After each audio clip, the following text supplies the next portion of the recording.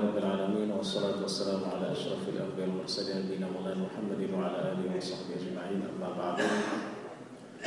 Para bapak dan para ibu yang dimuliakan Allah Subhanahu wa taala, puji dan syukur kita panjatkan kepada Allah di malam yang ke-13 dari bulan April bertepatan dengan malam yang ke-13 dari bulan Jumadal Tsaniyah tahun 1435 Hijriah.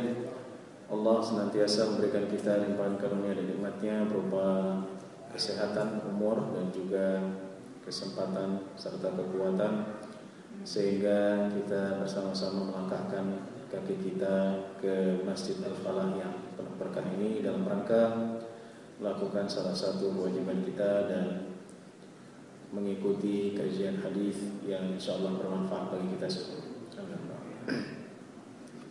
Salawat dan salam semoga selalu tersampaikan kepada junjungan kita, kedua musuh kita, panutan kita, Nabi Muhammad SAW serta para keluarga, sahabat tabi'in dan seluruh pengikutnya yang senantiasa menapak tilasi hijabnya dan mengikuti sunnah-sunnah.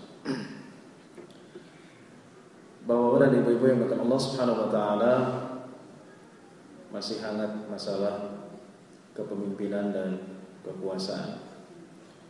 Dan dalam kitab Riyadhus Shalihin dalam bab yang ke-79 Imam Nawawi rahimahullah taala membuat tema yang berjudul Babul Walil Adil. Bab tentang pemimpin yang adil.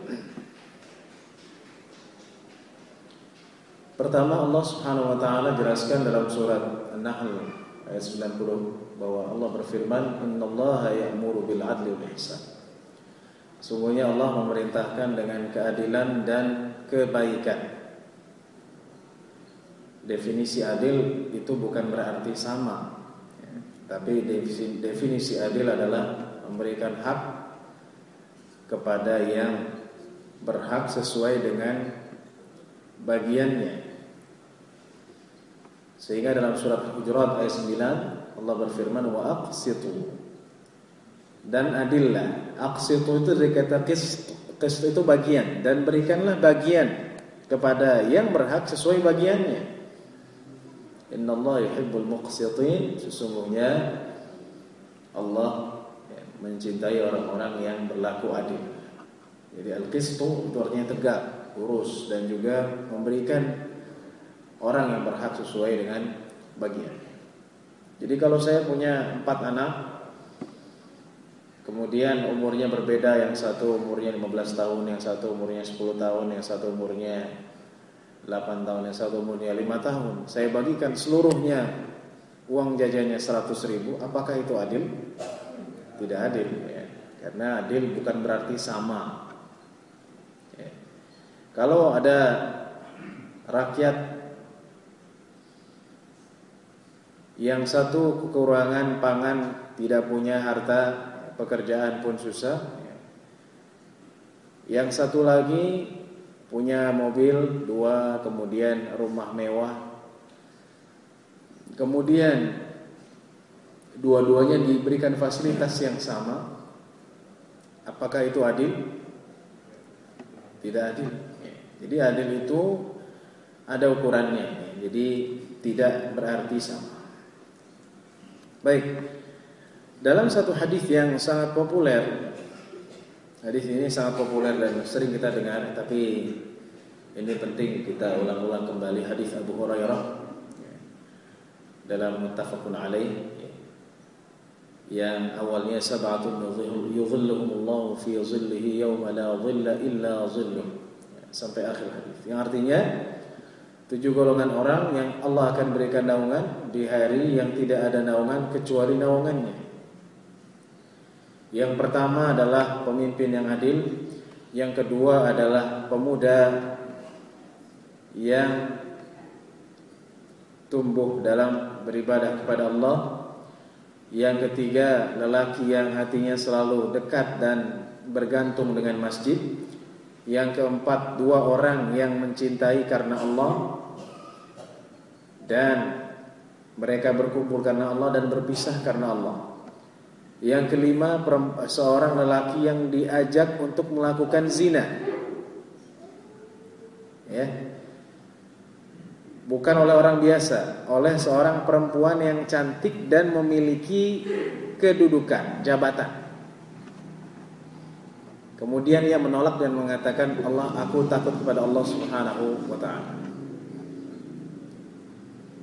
Yang keenam, seseorang yang bersedekah dengan tangan kanannya sehingga tangan kirinya tidak tahu apa yang disedekahkan oleh tangan kanannya.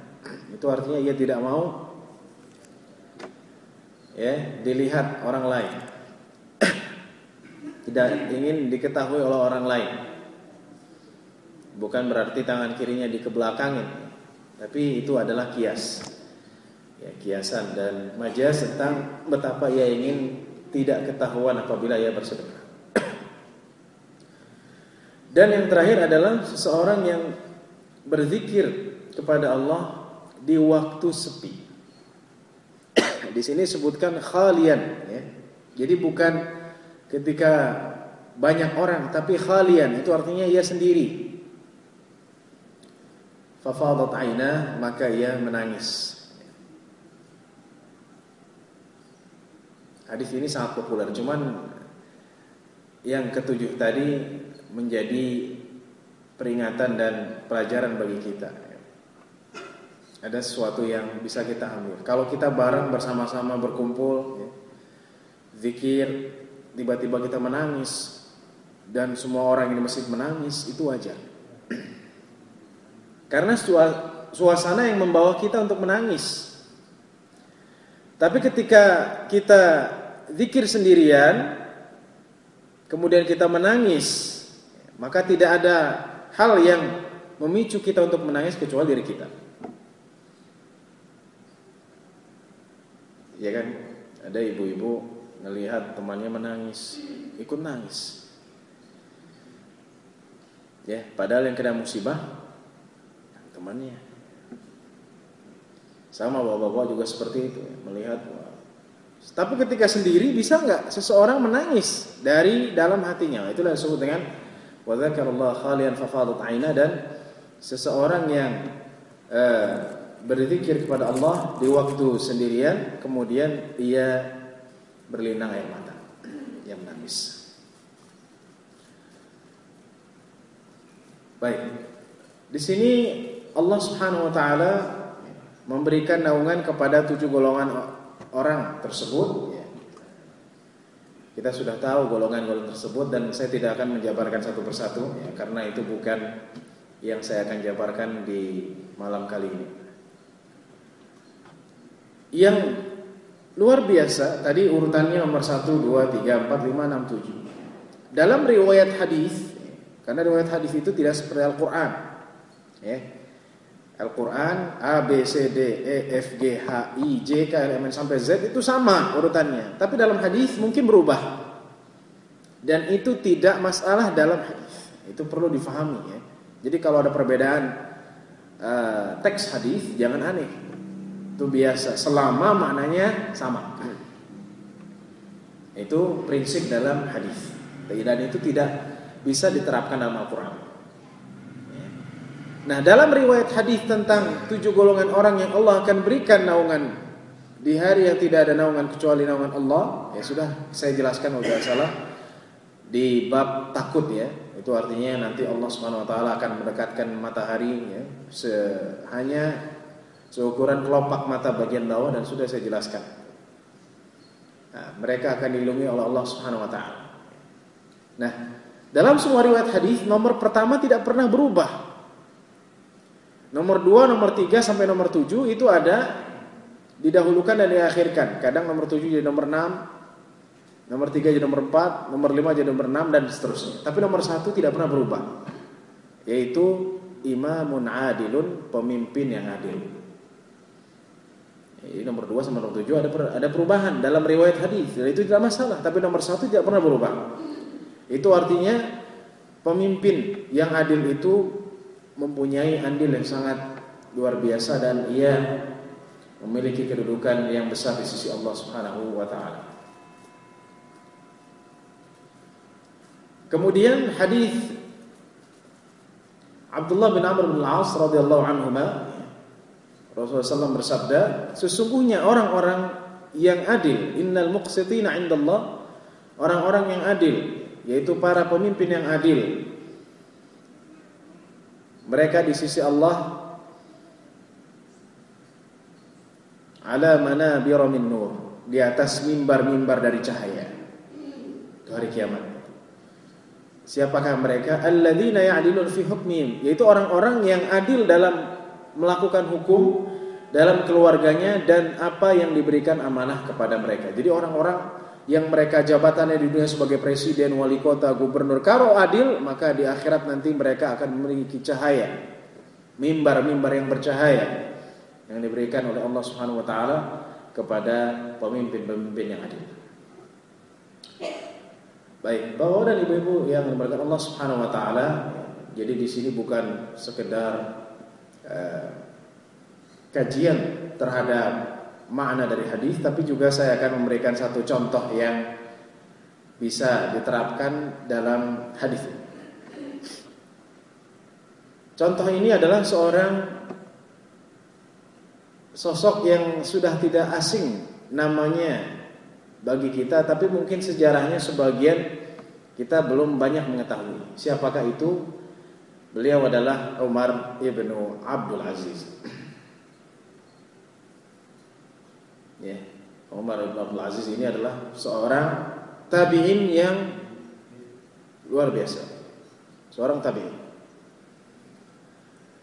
Dan beliau digelari sebagai Khulafa Rasyidin yang kelima. Jadi kalau waktu kecil kita belajar bahwa Khulafa Rasyidin ada 4, Abu Bakar, Umar, Utsman, Ali radhiyallahu anhum ajma'in, ternyata Khulafa Rasyidin ada 5. Yang kelima itu adalah Umar ibnu Abdul Aziz. Dan itu bukan perkataan saya, bukan. Itu perkataan 3 imam besar. Pertama Imam Sufyan Ats-Tsauri, kedua Sufyan ibnu Uyainah, dan ketiga Imam Malik bin Anas yang terkenal dengan mazhab Maliki. Ketiga orang tersebut dari kalangan tabi'in, mereka sepakat mengatakan bahwa Umar ibnu Abdul Aziz adalah Khulafa Rasyidin yang kelima.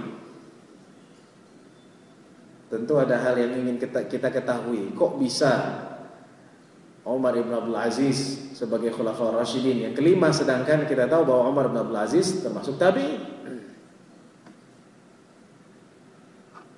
Termasuk tabi'in atau bahkan sighar tabi'in yang kecil. Dalam ilmu hadis dibagi 3 tabi'in. Tabi'in besar, tabi'in sedang, tabi'in kecil. Apa itu? Badannya besar? Bukan. Tabi'in besar artinya dia banyak mengambil ilmu dari sahabat. Ilmunya kebanyakan dari sahabat. Tabi'in sedang artinya ia 50-50. Sebagian langsung dari sahabat, sebagian dari temannya sesama tabi'in. Jadi dengan perantara. Sedangkan tabi'in kecil itu artinya ia banyak menimba ilmu melalui perantara, yaitu dari teman-temannya sesama tabi'in, dan sangat sedikit riwayatnya dari sahabat. Itu pembagian dalam ilmu hadis.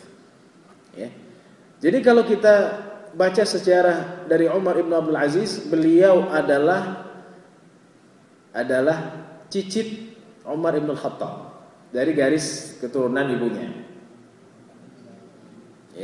Cicit berarti ibunya itu cucunya Umar ibn Khattab.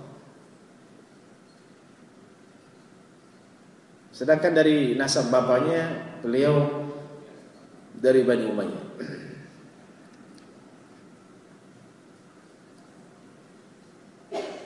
Baik. Umar ibn Abdul Aziz lahir tahun 61 Hijriah di kota Madinah. Dan meninggal tahun 101 Hijriah. Berarti berapa tahun hidupnya? Sekitar 50 tahun. Tapi mengapa namanya begitu harum? Dan bahkan sampai sekarang disebut-sebut terus. Adakah hal-hal yang bisa kita ambil dan kita petik dari sejarah Umar ibn Abdul Aziz, khususnya menghadapi pilpres dan pemilihan pemimpin-pemimpin yang akan datang? Banyak. Pertama, ketika Umar ibn Abdul Aziz waktu kecil, beliau sudah kelihatan mencintai ilmu, mencintai ulama, ya, bahkan berguru dengan ulama-ulama yang di Madinah. Ya kalau sekarang sekolah gitu ya, SMP, SMA, kuliah, kira-kira dulu seperti itu, tidak ada kuliah, jadi langsung belajar ilmu dan mencintai ulama. Sehingga Al-Imam Az-Zahabi dalam kitabnya Syiar A'lamin Nubala memberikan gelar kepada Umar ibn Abdul Aziz sebagai hafizan, orang yang hafal. Hafal bukan hafal Quran, tapi hafal ratusan ribu hadis. Ya, dalam ilmu hadis ada yang disebut dengan hafiz. Hafiz itu artinya hafal 100 ribu hadis. Sanad dan matan. Ada yang disebut dengan hujjah, hafal 300 ribu hadis. Ada yang disebut dengan Amirul Mukminin fil hadis, ya. Jadi pemimpin umat beriman dalam hadis, yaitu orang yang hafal 1 juta hadis matan dan sanadnya. Ya, jadi Imam Umar ibn Abdul Aziz ini adalah hafiz. Hafal ratusan ribu hadis. Karena memang beliau menekuni ilmu hadis dan ilmu syariah. Baik. Nah, itu saya akan menjelaskan sekilas saja. Kemudian ketika beliau mendapatkan ilmu tersebut, ketika dewasa dan semakin besar, beliau dipilih oleh khalifah sebagai gubernur Madinah. Sebagai gubernur Madinah. Saya tidak mengatakan wali kota, ya, karena wali kota lebih kecil, ya. Jadi Madinah ini luas. Semenjak Madinah dipimpin oleh Umar ibn Abdul Aziz, ya, perekonomian meningkat. Orang yang nggak punya rumah dikasih rumah, yang nggak punya pekerjaan diberikan lapangan pekerjaan, yang belum menikah dinikahkan. Ya, kalau sekarang banyak jomblo-jomblo, ya, jomblo-jomblowati. Nah itu dulu Umar ibn Abdul Aziz punya pikiran seperti itu. Jadi jangan sampai ada pemuda yang jomblo, maka dinikahkan. Itu ada dalam buku sejarah, dicatat, ya. Karena memang orang yang jomblo dan ia jauh dari ajaran Allah dan tidak puasa atau tidak mendekatkan diri kepada Allah, maka ia lebih dekat kepada fitnah. Nauzubillah. Nah, selama Umar ibn Abdul Aziz menjadi khalifah berapa tahun? Menjadi wali, menjadi gubernur. Beliau menjadi gubernur Madinah selama 20 tahun. Jadi punya pengalaman ilmu dan punya pengalaman politik. Sehingga sering diambil, ya. Diambil contoh, kalau ulama yang umara itu adalah Umar ibn Abdul Aziz, ya betul. Beliau adalah seorang yang alim, seorang kiai, syekh, ya, lebih dari syekh, seorang tabi'i, ya, dan juga di waktu yang sama beliau adalah seorang penguasa, pemimpin, gubernur, ya. Sehingga ketika menjadi gubernur beliau dekat dengan ulama, dan mengumpulkan ulama menjadi majelis syura, pertimbangan, dan itu dilakukan ketika menjadi khalifah. Nah, ketika Umar ibn Abdul Aziz menjadi gubernur dan ketika itu yang menjadi khalifah adalah Abdul Malik bin Marwan. Abdul Malik bin Marwan ini adalah paman daripada Umar ibn Abdul Aziz, ya, pamannya. Umar ibn Abdul Aziz selalu memberikan nasihat dan masukan. Pak, jadi khalifah ketika itu jabatannya nih, Pak, yang menguasai ujung Irak, dekat Iran gitu, ya. Dari ujung Irak sampai ujung Afrika Utara bagian barat, Maroko. Ya, jadi kalau ingin dibentangkan, kita jengkalkan dengan tangan, kira-kira 2 kali Sabang Merauke. Itu kekuasaan khalifah ketika itu. Banyak ratusan juta orang. Umar ibn Abdul Aziz memberikan nasihat kepada pamannya. Dia tidak takut. Dia katakan, wahai paman, bertakwalah kepada Allah, engkau akan dipertanggungjawabkan atas yang kau pimpin. Ya. Tidak takut. Jadi Umar bin Abdul Aziz, ini poin penting, tidak pernah mencari aman dalam posisi di bawah. Ya, gubernur pasti ngikut ke atas, tapi Umar bin Abdul Aziz tidak menjilat, tidak takut sama atasan, tidak mencari aman. Dia selalu memberikan nasihat walaupun yang menjadi khalifah pamannya sendiri. Sehingga sering cekcok dan tidak cocok ya. Apalagi dicatat bahwa pada zaman Abdul Malik bin Marwan ya, orang-orang sering mengakhirkan sholat. Ya, sholat zuhur yang jam 12, sholatnya jam setengah 3. Sholat maghrib yang jam 6, ini jam 7 kurang 15. Ya, sekarang juga banyak ya. Ya, alasannya macam-macam. Nah, itu sering diberikan nasihat oleh Umar bin Abdul Aziz. Ya, tapi sering tidak cocok. Meninggal Abdul Malik bin Marwan, digantikan oleh anaknya bernama Walid, ya, Walid, bukan Walid bin Thalal yang di Saudi, bukan itu. Orang kaya ya. Anak raja. Ini pangeran, ini Walid, ini adalah anak khalifah. Antara Walid dengan Abdul Malik sama, ya, sejalan, ya, kira-kira seperti itu ya dalam ketiga taatannya, banyak hal-hal yang dilihat kemungkaran. Salah satu yang terbesar adalah mengakhirkan sholat.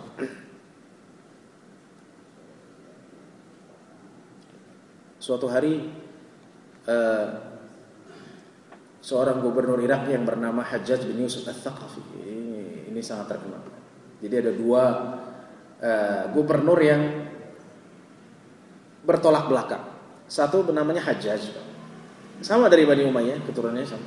Cuma Hajjaj ini adalah seorang gubernur yang sering membunuh, bahkan ulamanya dibunuh, Abdullah bin Zubair. Jadi saya teringat ketika saya mengatakan ini dengan Mesir sekarang, yang keadaannya luar biasa.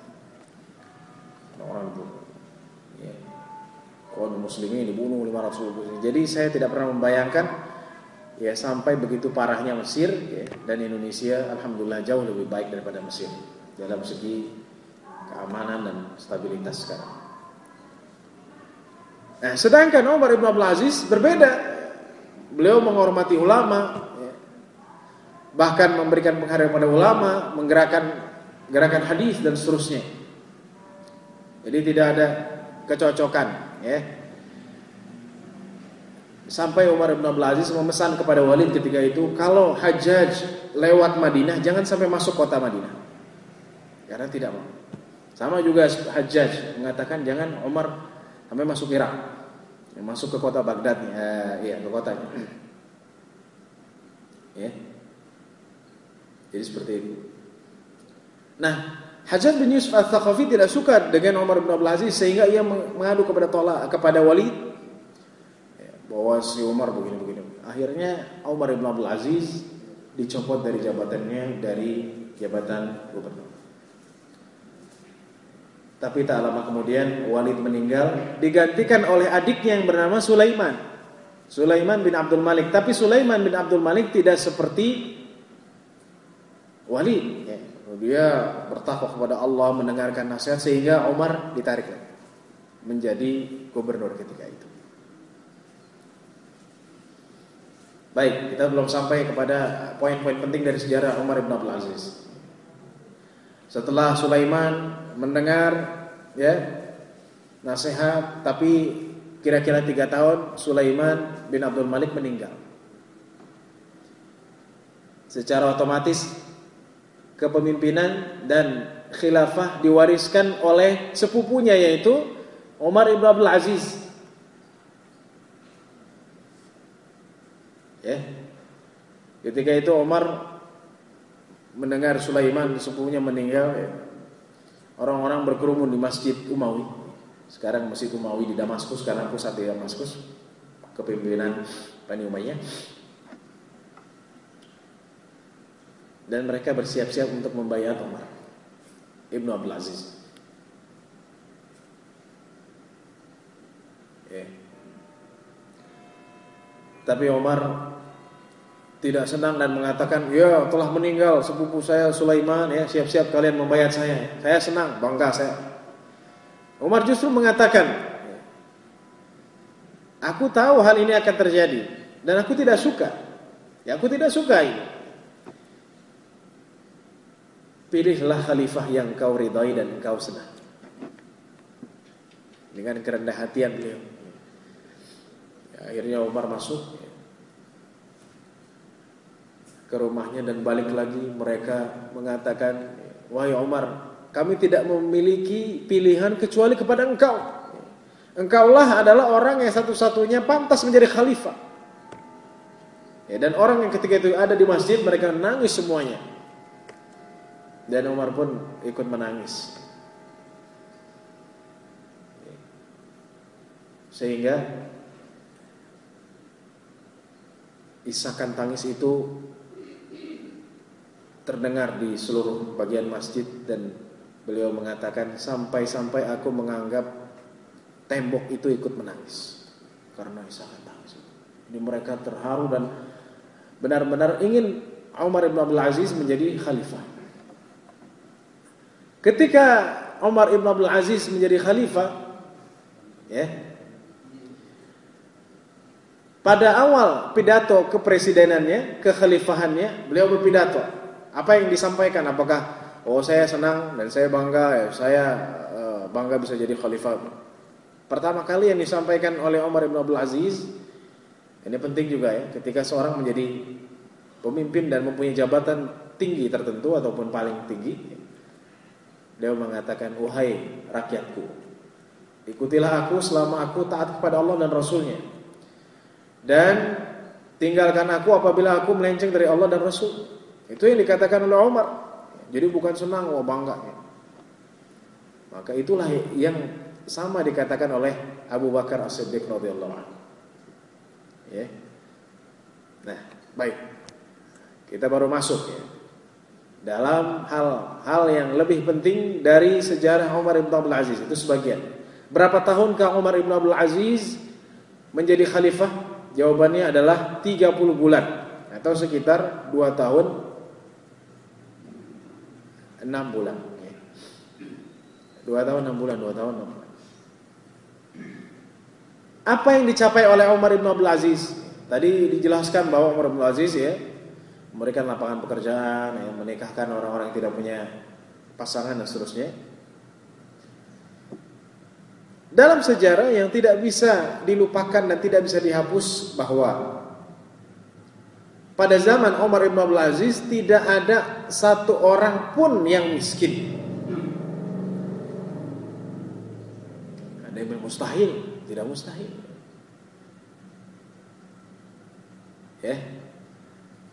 Sehingga dalam riwayat yang sahih dan sejarah fakta mengatakan bahwa zakat-zakat itu tidak ada yang menerima.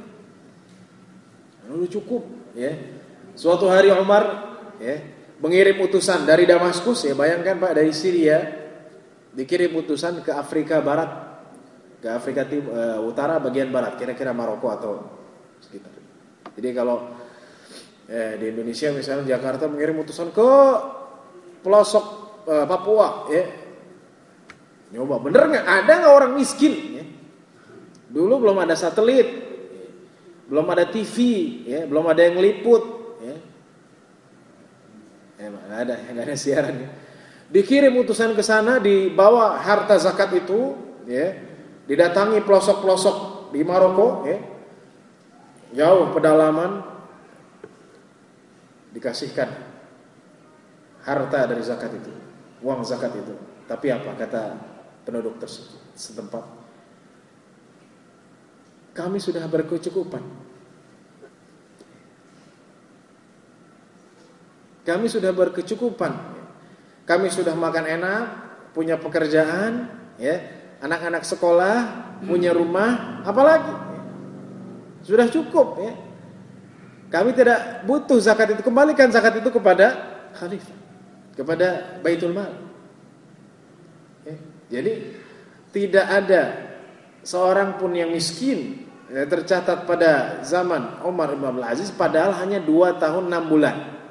Bayangkan kalau ada 600 juta ketika itu, ya, karena 2 kali Sabang Merauke, semuanya sejahtera, Tidak ada yang miskin, tidak ada yang tidak punya rumah. Semuanya punya rumah dan pekerjaan.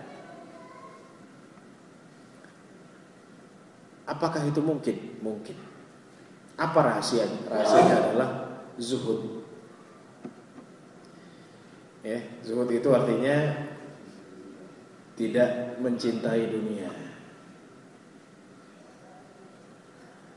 Ini luar biasa. Zuhud dan amanah. Ada 4 sikap ya. Secara ringkas, pertama, Umar bin Abdul Aziz ya, apabila ia ke kantornya, ia ambil uang dari Baitul Mal, ia belikan lilin ya. Dulu nggak ada lampu seperti sekarang PLN ya, harus pakai lilin. Tapi apabila ke rumahnya, lilin itu nggak dibawa, ia beli lilin sendiri dari hartanya.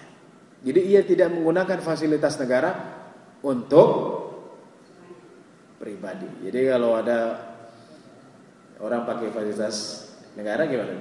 Ya, mobil dinas untuk jalan-jalan itu tidak akan dilakukan oleh Umar bin Abdul Aziz. Itu yang pertama. Yang kedua, beberapa waktu datang kerabatnya, ya ingin dekat dengan khalifah, ya kira-kira ingin dekat, ingin punya jabatan, ingin ya, membawa hadiah, uang, seterusnya. Kata kerabatnya, ambillah. Kata Umar, apa ini? Hadiah. Aku tidak mau. Kata kerabatnya, bukankah Rasulullah menerima hadiah? Kata Umar, iya. Dulu Rasulullah dikasih hadiah. Rasulullah SAW tidak menerima hadiah, zakat dan sedekah, menerima hadiah. Tapi kalau kalian sekarang datang dengan harta ini, ya nggak ada angin, nggak ada hujan, tiba-tiba datang ya menginginkan sesuatu, bawa harta kepada saya, itu namanya suap dan nyogok. Ulang, ya?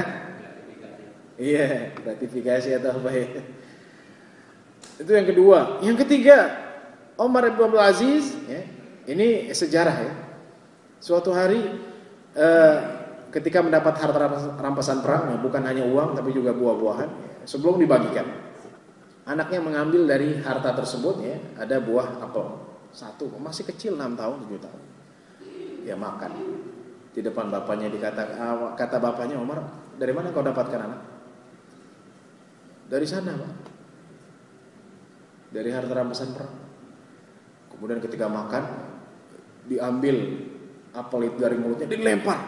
Anaknya menangis, ya, masih kecil ya, kasihan kalau zaman kita ya, kasihan anak kecil nggak ngerti. Akhirnya anaknya bernama Abdul Malik, bukan Abdul Malik pamannya tapi Abdul Malik anaknya, mengadukan kepada ibunya yang namanya Fatih. Dibilang, ibu ya, bapak begini. Akhirnya ibunya mau ngomong, kenapa engkau? Kata, kasihan dia, sedih, menangis ya, kelaparan ya. Kata Umar bin Abdul Aziz ya, saya lebih sedih daripada anaknya. Saya lebih sedih apabila anak saya memakan makanan yang bukan haknya ya, itu luar biasa. Jadi kezuhudan. Kemudian dari amanah yang dilakukan oleh Umar bin Abdul Aziz, tidak semuanya ya, karena waktu yang terbatas ya. Umar bin Abdul Aziz sering membawa makanan burung ya. Naik gunung sendirian, ia lemparkan. Ditanya, kenapa kau melakukan itu wahai khalifah ya? Kata Umar bin Abdul Aziz, saya takut ya. Saya takut kalau ada satu burung yang tidak makan, dan saya takut nanti akan dikatakan setelah saya, ada satu ekor burung yang ia kelaparan ketika aku menjadi khalifah. Jadi sampai seperti itu. Dia lemparkan sendiri makanan burung itu, naik gunung sendiri ya. Karena ingin kesejahteraan itu dirasakan bukan hanya oleh rakyat tapi juga burung. Subhanallah. Nah, itulah beberapa sikap yang dimiliki oleh Umar bin Abdul Aziz. Nah, kemudian satu sikap yang perlu saya sampaikan terakhir ya, sebelum pertanyaan ya. Ketika Umar bin Abdul Aziz menjadi khalifah, beliau sering menangis ya. Jadi enggak senang-senang poya-poya ya. Waduh, enak nih jadi khalifah.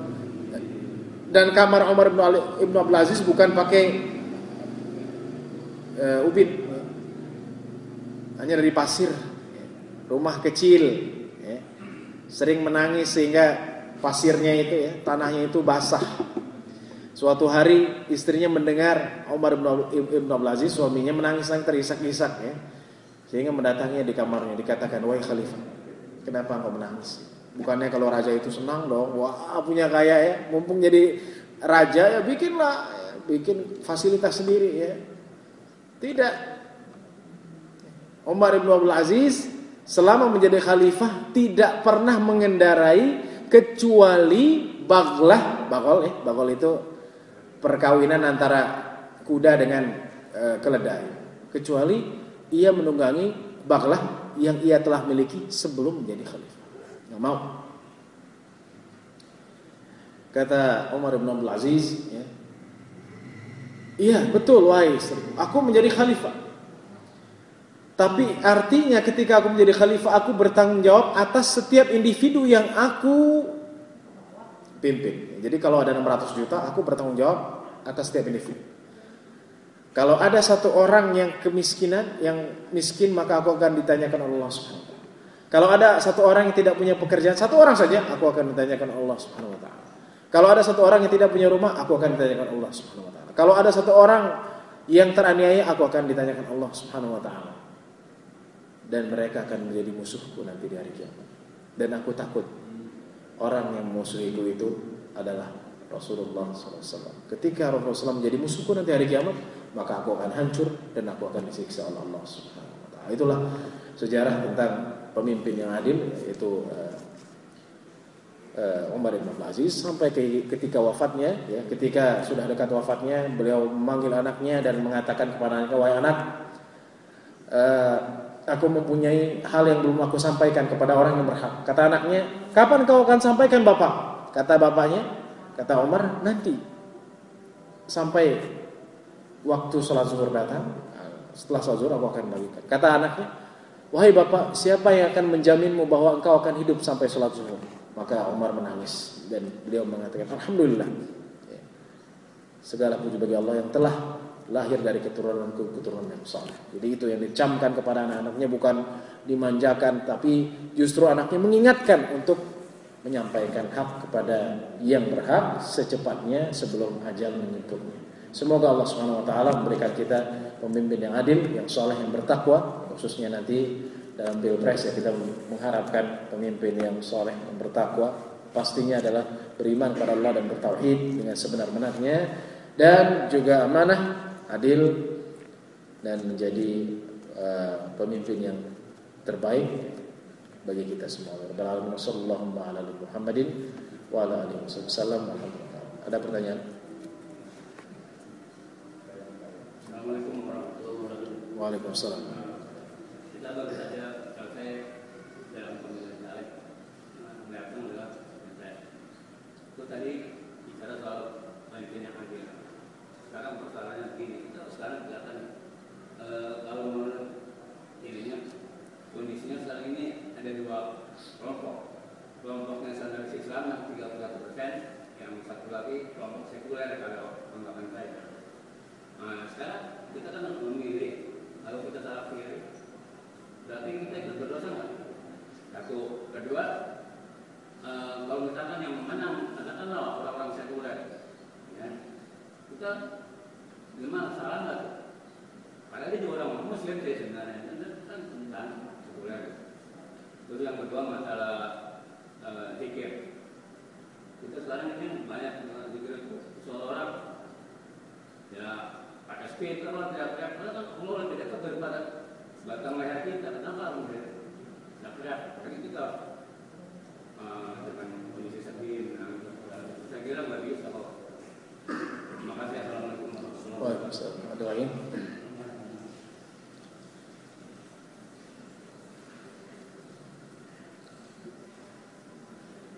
Baik, saya jawab dulu. Jadi betul ya, ada nasionalis ya. Ini lebih menukik kepada politik. Intinya adalah kita mencari yang lebih dekat ya. Tentunya tidak ada yang sempurna, tapi kita pandai-pandai memilih yang benar-benar membela Islam lah, kira-kira seperti.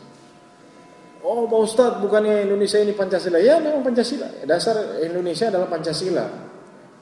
Tapi Pancasila pun sebenarnya dalam sila pertama itu ketuhanan yang Maha Esa itu menjamin orang muslim itu melakukan segala syariatnya dengan sebenar-benarnya. Ya, itu kan itu.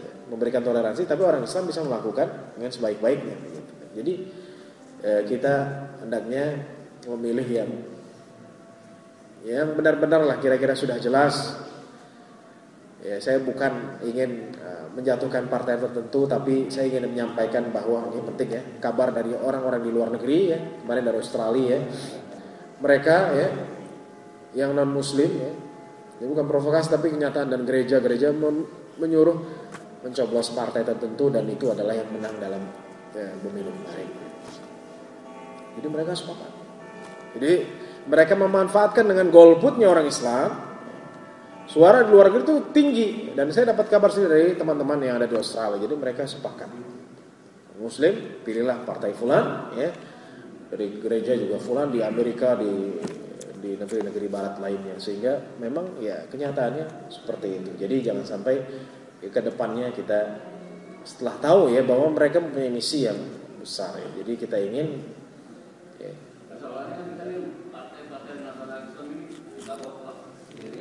iya, itu kita butuh kekompakan, Pak.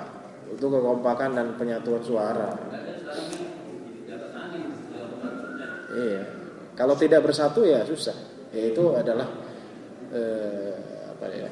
sebagai masukan bagi pemimpin-pemimpin atau yang mempunyai partai atau yang memimpin partai-partai Islam atau yang mayoritas Islam yang banyak mensuarakan umat Islam. Bukan berarti kita tidak melindungi pastinya ya, karena umat Islam itu selalu melindungi minoritas, itu prinsip. Tapi itulah tadi, kalau kita tidak pandai memilih maka kita akan ya kita lihat saja nanti. Semoga Allah memberikan pemimpin yang benar-benar. Kemudian zikir ya, zikir sudah saya jelaskan bahwa intinya zikir adalah mengingat Allah Subhanahu wa taala, dan zikir itu dikeraskan, itu ada tujuannya.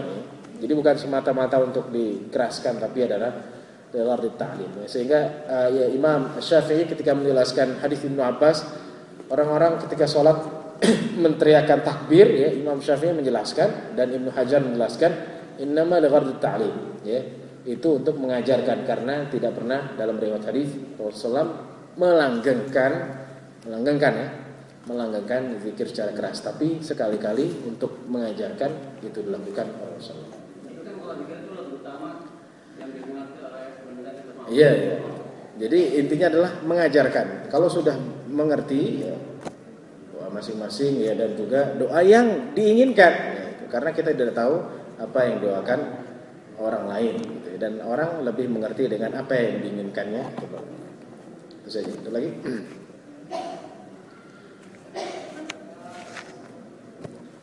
Lagi mungkin Bapak Ibu ada Ibu?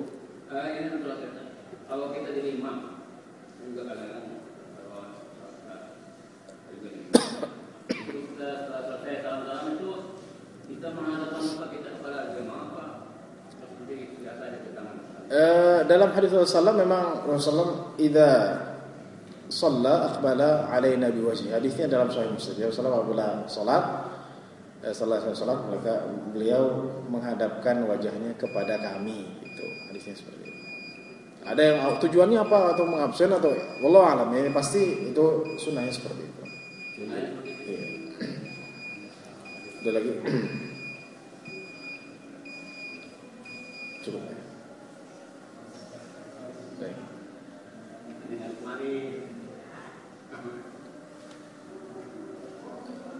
Baik, kita cukupkan mungkin karena